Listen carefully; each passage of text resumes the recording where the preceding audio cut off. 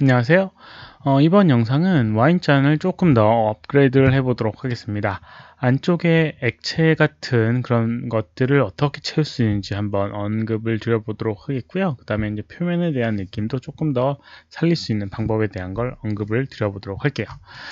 우선 여기 있는 표면에다가 액체 느낌을 만들어 줘야 될 텐데, 그거는 여기 있는 오브젝트의 이제 표면을 잘 이용을 해야 됩니다. 그래서 이제 그걸 한번 진행해 보도록 할게요. 오브젝트의 표면을 이용하기 위해서는 뭐 폴리곤이냐 넙스냐에 따라서 어떤 명령어를 쓰는지 조금 다른 부분이 있습니다. 그러니까 그건 참고를 해주시기 바라고요. 우선 이 오브젝트가 넙스 형태의 오브젝트니까 넙스 형태의 오브젝트부터 알아보도록 하겠습니다. 표면을 그대로 이용할 거니까요. 복사를 해서 한쪽으로 이렇게 옮겨 놓습니다. 그리고 이 재질을 조금 투명한 재질에서 새로운 재질로 우선 씌워 보도록 할게요. 이렇게. 그럼 두 개의 오브젝트가 됐죠? 그리고 넙스일 경우에는 마우스 오른쪽 버튼을 누르고 아이소팜을 하게 되면 이렇게 아이소팜을 표면에다가 이제 그릴 수가 있습니다. 그래서 액체의 수위, 위치까지 이렇게 표현해 줍니다. 근데 바깥쪽이 아니라요. 안쪽에서 이렇게 해주도록 하겠습니다. 안쪽에 라인을 그려줬어요.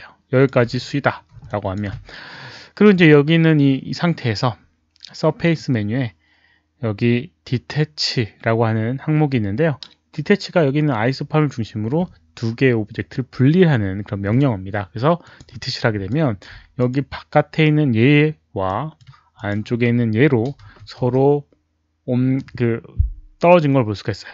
바깥에 거는 의미가 없으니까 지워주고요. 얘를 이용해서 액체의 대용품으로 만들어줄 수가 있을 겁니다. 그 다음에 여기 위쪽 부분이 뚫려 있죠. 메꿔주는 방법은 명령으로 만약에 한다라고 하면 가장 바깥쪽에 있는 아이소팜 선택을 해주고요. 그 다음에 서페이스에 이렇게 플래너라고 하는 명령을 이용하게 되면 이렇게 면을 새로 만들어서 메꿔줄 수가 있는데요. 이 방법이 썩 좋은 방법이 아니니까 아이소팜이라고 하는 걸 이용해서 이렇게 가장 경계 부분에 하나를 추가를 해주고요. 마찬가지로 서페이스에 인서트 아이소팜을 이용해서 이렇게 추가를 할 수가 있습니다. 그리고 가장 마지막 훌을 선택한 다음에 가장 마지막 훌을 선택해 줍니다. 좌우를 이용하게 되면 가장 마지막 훌을 선택하는데 어려움이 없을 거라고 생각됩니다. 이 상태에서 스케일 툴을 이용해서 이렇게 작게 해주게 되면 경계 부분도 약간 둥글게 베벨 정도의 느낌이 있는 형태의 오브젝트를 이렇게 만들어 줄 수가 있습니다. 이 방법이 조금 더 좋을 거라고 생각됩니다. 그리고 다시 이제 복귀를 해야겠죠. 여기 있는 이 오브젝트 선택을 해보게 되면 위치값이 이렇게 X축만 다른 걸 볼 수가 있습니다. 이렇게요. 물론 가장 마지막 상태라고 하면, 그렇죠, 이 상태라고 하면 여기 있는 이 오브젝트를 먼저 선택하고요. 이 와인잔 오브젝트를 두 번째 선택한 다음에 X축의 값이 지금 -1.426이라고 되어 있는데 이거를 한 번 더 엔터 시키게 되면 이 두 개의 위치 값이 두 번째 아니면 마지막 선택된 걸로 일체화가 돼서 이렇게 겹쳐지게 되는 걸 볼 수가 있습니다. 뭐 이런 방법을 이용할 수도 있어. 아니면 뭐 그냥 이렇게 선택해서 X축으로 살짝만 이동하게 되면 어느 정도 맞출 수가 있습니다. 그러니까 그걸 참고를 해주시면 되고요. 그렇게 이제 해주시고요. 이렇게 이제 해주던가 아니면은 여기 화면에 보이는 것처럼 이렇게 겹치게 되면 비슷하게 만들어질 수가 있습니다. 그리고 이제 이 오브젝트가 너무 딱 겹쳐져 있으면 모양이 좀 안 예쁘게 됩니다. 그래서 피봇의 위치를 가운데로 맞춰주고요. 센터 피봇, 모디파이의 센터 피봇을 이용해서 가운데로 맞춰주고 스케일 툴에서 살짝 작게 만들어주면 이 오브젝트 길에 서로 간의 간격이 조금 떨어져서 겹쳐졌을 때 이슈가 안 생기게 됩니다. 이렇게 이제 만들어줄 수가 있어요. 만약에 폴리곤이다 라고 하면 폴리곤은 조금 더 쉽게 만들어줄 수가 있을 겁니다. 만약에 폴리곤이다, 넙스 상태를 폴리곤으로 바꿔주는 명령어는 이렇게 모디파이에 컨버트 그 다음에 nubs to polygon이라고 하는 명령을 이용해서 폴리곤으로 바꿔줄 수가 있어요. 옵션에서 조금 심플하게 만들고 싶다라고 하면 컨트롤 포인트라고 하는 걸로 선택해 주게 되면 이렇게 심플하게 만들 수가 있습니다. 너무 거친 형태의 모양이니까요, 이 상태를 스무스라는 명령을 이용해서 이렇게 부드럽게 만들어 주고요. 이렇게요. 역시나 복사를 하나 해주고 옆에다가 센터 피봇을 이용해 주도록 할게요. modify 센터 피봇.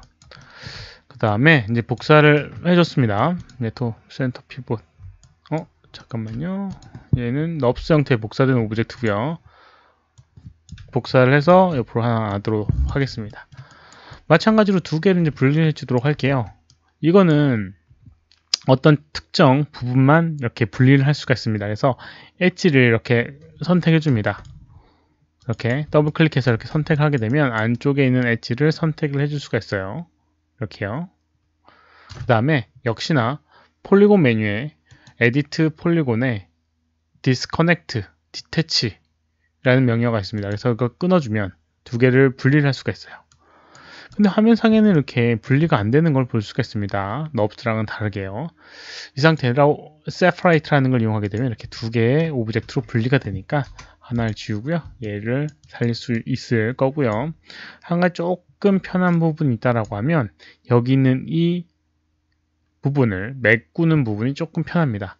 폴리곤 같은 경우는 이렇게 메쉬에 에디트 메쉬에 메쉬에 필 홀이라고 하는 걸 이용하게 되면 이렇게 메꿔지게끔 표현이 되게 됩니다. 마찬가지로 이것도 재질을 다른 걸로 우선 씌워주도록 할게요.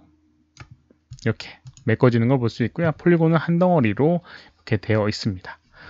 그리고 혹시라도 이제 조금 베벨을 적용하고 싶다라고 하면 여기 있는 페이스 선택에서 컨트롤 B 이용해서 베벨을 적용하게 되면 이런 식으로 경계 부분을 약간 둥글게 만들어줄 수 있는 형태로 만들어줄 수도 있을 겁니다. 여러가지 방법을 이용해서 만들어줄 수 있고요. 마찬가지 두 개 선택한 다음에 트랜스 값에 위치 값을 이렇게 하게 되면 맞춰줘야 되는데 이게 이제 separate를 하게 되면서 서로의 위치 값이나 이런 것들이 이렇게 연관이 없어졌어요. 그래서 얘는 위치를 이렇게 X축을 이용해서 적당한 위치로 해줘야겠네요. 피봇의 위치도 이렇게 달라지고요. 그리고 modify의 center pivot 역시나 이용해서 피봇의 위치를 가운데다가 딱 맞춰주고 조금 작게 해서 이런 식으로 표현해 줄 수가 있을 겁니다. 이런 방법을 이용해서 지금 와인잔 안에 액체를 표현을 해 줬습니다. 그리고 이제 재질도 한번 씌워 보도록 할게요. 여기는 오브젝트 선택을 해주고요. 지금 블린을 적용을 해줬는데 컨트롤 A 눌러보도록 하겠습니다. 블린 6이라고 적용이 되어 있네요. 투명한 재질의 안쪽에 액체를 어떻게 표현할지 그리고 색깔은 어떻게 표현할지 생각을 해보면요. 우선 컬러 값 어떤 말을 예를 들어서 붉은색 액체를 만들고 싶다라고 하면 이 컬러를 붉게 만들고요. 투명도를 줄 수 있는 방법이 있을 겁니다. 이렇게요. 근데 이제 문제는 이 투명도에 의해서 컬러 값이 바뀌기 때문에 연하거나 진하거나를 투명도에 의해서 바뀌다 보면 그게 컨트롤이 조금 문제가 생길 수가 있습니다. 그래서 이제 이거를 어떤 식으로 하냐면요. 컬러는 0으로 해놓고요. 트랜스페런시 투명도도 역시나 색깔 값을 가질 수가 있습니다. 그래서 색깔을 적용해 주는 거예요. 붉은색으로. 그러면 여기는 색깔에 의해서 물론 이 색깔 컬러 값이 이렇게 하얀색이거나 하면 반대되는 색이 나오니까 트랜스페런시는 색깔, 그 다음에 컬러는 0으로 만들어주는 게 좋아요. 이렇게 하게 되면 화면상에는 붉은색이 표현이 안 되지만 실제로 렌더링을 했을 때는 붉은색으로 표현되는 모습을 볼 수가 있습니다. 이렇게요. 이렇게 이제 보여줄 수 있고요. 역시나 여기는 이 오브젝트에도 굴절이 필요하겠죠. 액체이기 때문에요. 그래서 밑에 리플렉션이라고 하는 거, 그 다음에 인덱스 값을 1.3 정도 이렇게 주게 되면 굴절을 진행을 하게 됩니다. 그리고 렌더링 했을 때 이렇게 표현이 되게 돼요. 아까랑은 좀 다르게 안쪽에도 약간 굴절되는 걸 볼 수가 있습니다. 여기는 굴절되는 오브젝트가 별로 없을 경우에는 잘 표현이 안 되니까 이렇게 뒷부분에 굴절되는 모습의 거를 확인해 보게 되면 이렇게 굴절되는 모습을 볼 수 있고요. 이렇게 이제 표현되게 됩니다. 역시나 리미트 값이 6 이상이어야지 제대로 표현되게 됩니다. 유리에 4번, 그 다음에 여기는 안쪽에 액체에 2번 해서 최소 6번 이상을 해야지 액체로 된 유리를 표현을 할 수 있고요. 만약에 이게 5다라고 하면 한 번 덜 굴절이 되기 때문에 이렇게 액체 부분이 제대로 굴절이 안 되는 걸 볼 수가 있습니다. 그러니까 참고를 해 주시기 바라고요. 최소한 6번 이상으로 해 주는 게 좋은 방법입니다. 이런 방법을 이용하게 되면 이렇게 안쪽에 액체를 표현을 해 줄 수도 있을 겁니다. 여기다가 이제 조금 더 표면에 대한 느낌을 한번 조정을 해 보도록 하겠는데요. 그 부분은 약간 이해하기가 어려운 부분이라서 따로 분리를 해 주는 게 좋을 것 같아요. 그래서 다음 영상에서 계속 하도록 하겠습니다.